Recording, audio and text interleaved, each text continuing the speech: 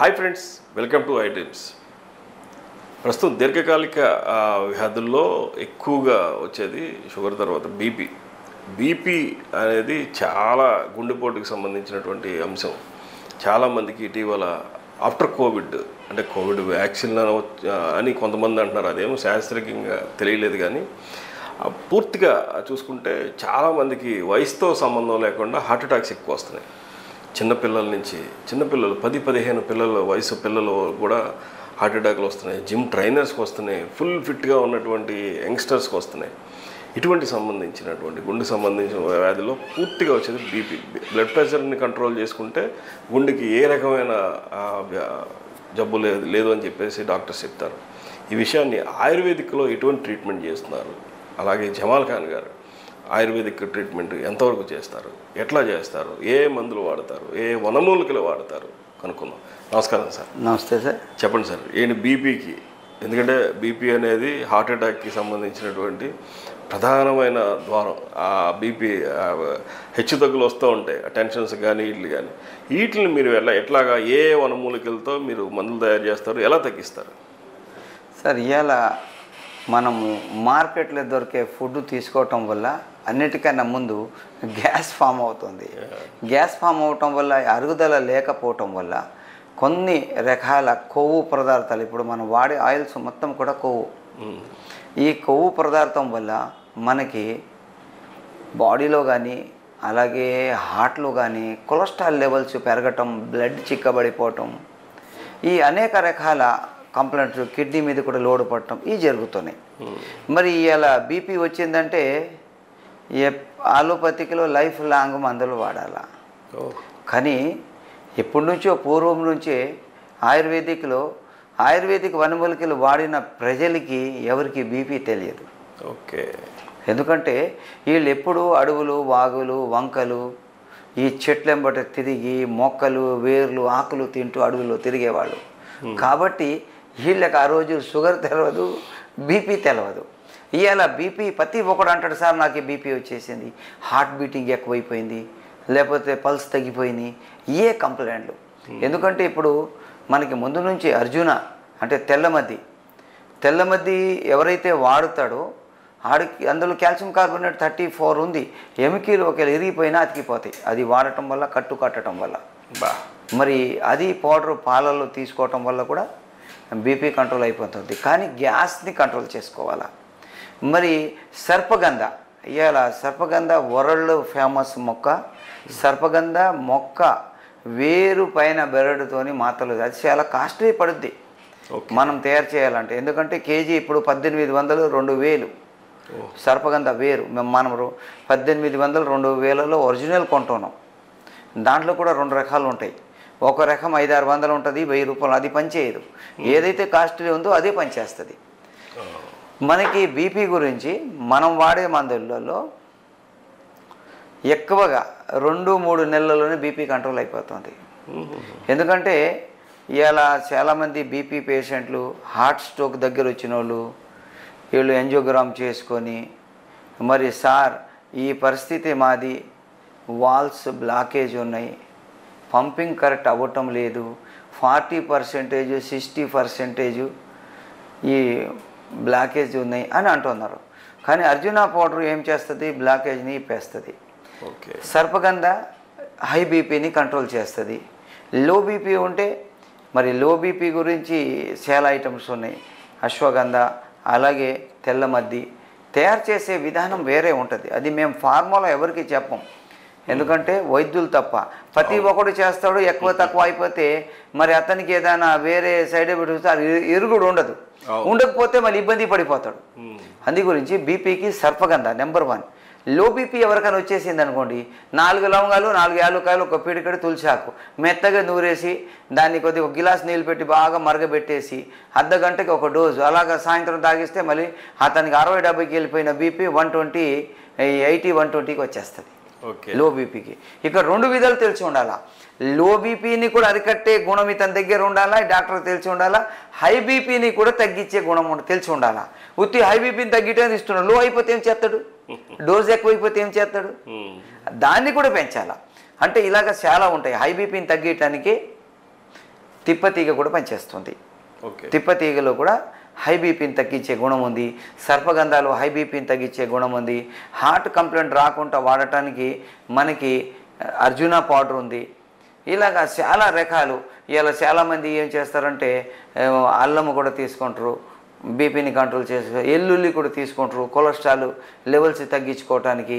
తమలపాకు రసం తీసుకుంటారు, తేనె తీసుకుంటారు. ఇవన్నీ కూడా ఇవాళ ఎలాంటి జబ్బులు రాకుండా ఉండాలంటే పొద్దున ఒక తమలపాకు, ఒక ఎల్లిపాయ, ఒక పాయ, ఇంత అల్లం ముక్క మెత్తగా రాయిలో నూరేసి తేనె దాంట్లో కలుపుకొని రోజు నాకుతే తనకు అసలు హై బీపీ అవ్వదు, లో బీపీ అవ్వదు, హార్ట్ కంప్లైంటే రాదు.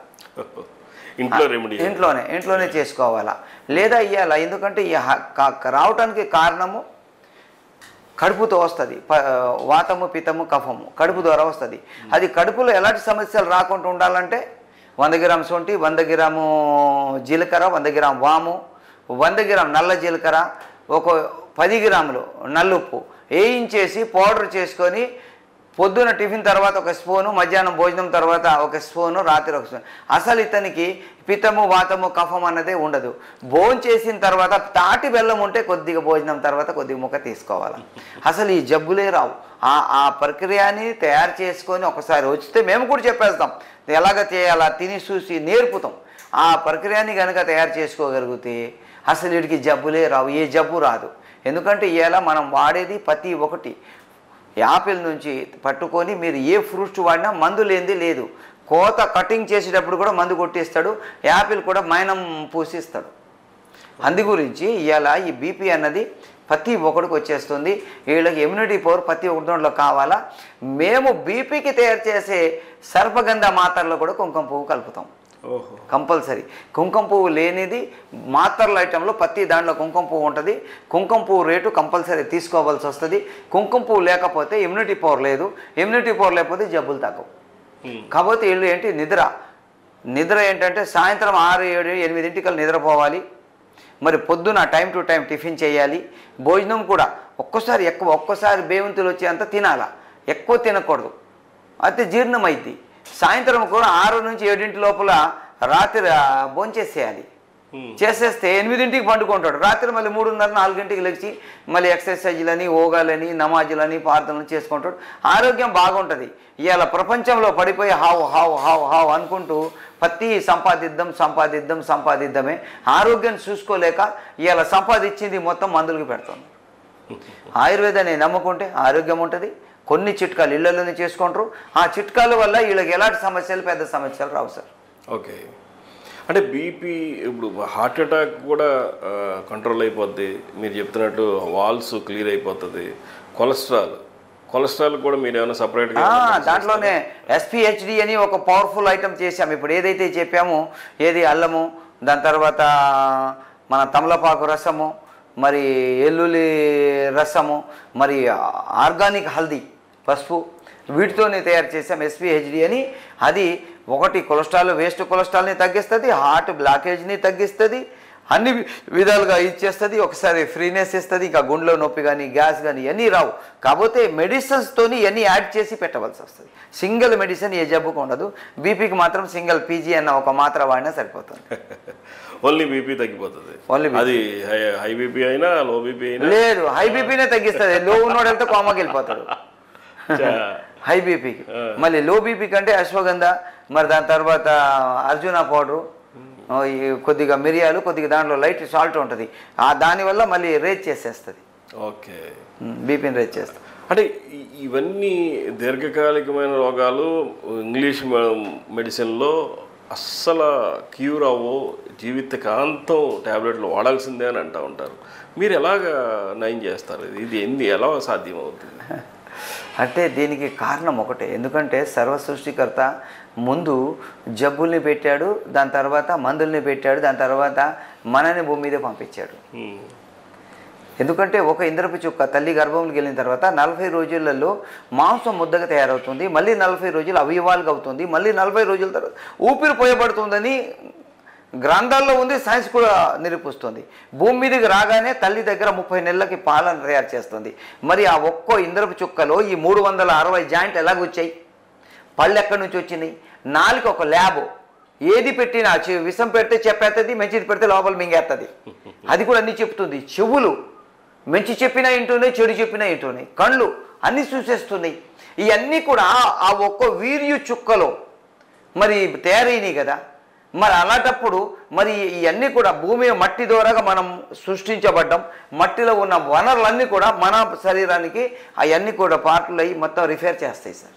ఓకే, పెద్దలు చెప్పేవాళ్ళు అవి ప్రతి ఒక్కటి. మా నాన్నగారు అనేటువంటి నీ చేతిలో ఏమీ లేదురా, నువ్వు నిజాయితీగా చేసిన అన్ని రోజులు ప్రతి రోగిని నువ్వు బతికిగలుగుతావు. ప్రతి మాత్ర గొంతు దగ్గరికి వెళ్ళిన తర్వాత ఓ సర్వ సృష్టికర్త, నేను ఈ లోపలికి వెళ్ళి నేను ఆరోగ్యంగా ఉండి నీ మానవుడిని నేను నాశనం చేయాలా, లేకపోతే నేను నాశనం అయిపోయి నీ మానవుడిని ఆరోగ్యం ఊరి నా మానవుడి గురించి నిన్ను సృష్టించాను, ఆడికి ఆరోగ్యం ఇవ్వంటాడట.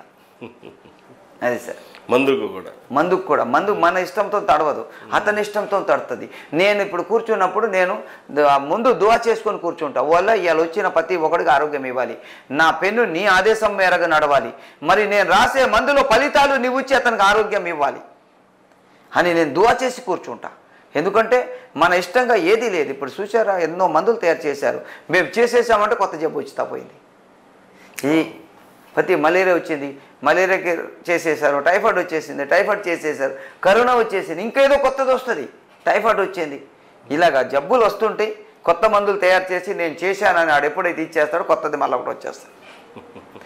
అందు గురించి మనిషి దగ్గర హిందూ, ముస్లిం, సిక్, ఇసాయి కాకుండా అందరినీ కూడా ప్రేమగా మరి అందరినీ ప్రేమిస్తూ అందరు ఆరోగ్యం ఇవ్వాలని పెద్ద ఒక లక్ష్యాన్ని తీసుకొని కూర్చున్నా. అలాగే నా దగ్గర వచ్చిన 100 మందిలో 80% జనాలు నేను ఆరోగ్యం ఇస్తున్నా సార్. బీపీ ఎంత పర్సెంటేజ్ కవర్ అవుతుంది? హై బీపీ ఎంతమందికి తగ్గుతుంది? 90% పేషెంట్లకు కవర్ అయిపోతుంది. 90%. షుగర్ అయితే 50, ఇదైతే 90%. కామర్లు కూడా 90% పేషెంట్లకు తగ్గిపోతుంది. ఓకే, అదే థైరాయిడ్ లాంటి అది మనం ఇంకొక ఎపిసోడ్లోకి వెళ్దాం. థైరాయిడ్ అనేది ఇప్పుడు మీరు చూసుకుంటే ఈ బీపీ అనేది పేషెంట్లకి ఏం చెప్తారు, ఎలా ఉంటే బెటరు? ఇంటిలో రెమెడీ మీరు ఆల్రెడీ కొంత చెప్పారు, వాళ్ళు ఏ జాగ్రత్తలు తీసుకుంటే మీ మెడిసిన్ వాడుకుంటూ ఎలా? అప్పుడు దీనికి కూడా ఇంగ్లీష్ మెడిసిన్ వాడాలా? అవసరం లేదు. అంటే బీపీకి వాడితే సరిపోద్దా? సరిపోతుంది. ఇంగ్లీష్ మెడిసిన్ గ్యాస్ ఫామ్ అవ్వకుండా చూసుకోవాలా, ఎక్కడ ఏది దొరికితే ఆయిల్స్ వాడకూడదు, ఉప్పు తగ్గించుకోవాలా, కరెక్ట్ టైంకి లైట్ టిఫిన్ తీసుకోవాలా, టైం ప్రకారం భోజనం చేయాలా, పుష్కలంగా నిద్రపోవాలా. ఇవన్నీ ఉంటే ఇంకా బీపీ అన్నది మరి రాదు. ఒక 5-6 నెలలు వాడితే ఇంకా బీపీ లైఫ్ లాంగ్ తగ్గిపోతుంది. బీపీకి ఎలాంటి అవసరం లేదు, జాగ్రత్తగా ఉండాలా. మళ్ళీ ఒకసారి ఏమీ లేకుంటే వచ్చింది, మళ్ళీ రాదని గ్యారెంటీ ఏంటి? రావచ్చు. అందు గురించి జాగ్రత్తగా ఉంటే మనం అప్పుడప్పుడు బీపీ చెక్ చేపిస్తూ ఉండాలా. మరి ఏమైనా అవసరం అయితే మందులు వాడాలా, పూర్తిగా తగ్గిపోతుంది. సైడ్ ఎఫెక్ట్స్, కోమాలోకి వెళ్ళిపోవటం, హార్ట్ స్ట్రోక్ రావటం అలాంటివి ఏమి జరగవు. ఓకే, ఆటోమేటిక్గా కొలెస్ట్రాల్ దగ్గర అన్నీ కూడా వాల్స్ క్లియర్ అయిపోతాయి. అన్నీ ఒకే ఒక టాబ్లెట్ ఇంకేమన్నా దాంట్లో అంటే అర్జున పౌడర్ ఉంటుంది, టాబ్లెట్ ఉంటుంది, గ్యాస్ లిక్విడ్ ఉంటుంది, లెట్రిన్ సాఫిక్ ఒక 4 మందులు ఉంటాయి. ఓకే, అది బీపీ అనేది చాలా దీర్ఘకాలికమైన వ్యాధుల్లో ఒకటిగా ఉంటుంది. పూర్తిగా హార్ట్ అటాక్ పూర్తిగా కూడా దీని మీదే ఎక్కువగా హార్ట్ అటాక్స్ వస్తూ ఉంటాయి. ఇవన్నీ తగ్గాలంటే మరి జమాల్ ఖాన్ గారు చెప్తున్నట్లు హోమ్ రెమెడీ చెప్పారు, అలాగే ఆయన దగ్గర ఉన్నటువంటి మెడిసిన్ చెప్పారు, ఇంట్లో ఏమి చేయాలో చెప్పారు. టైం టు టైం ఫుడ్ తీసుకోవాలి, టైం టు టైం పడుకోవాలి. ఇవన్నీ చేస్తే డెఫినెట్గా అసలు బీపీ అనేది మన దరిదాపుల్లోనే చేరదని చెప్పేసి డాక్టర్ చెప్తాను. నమస్కారం డాక్టర్.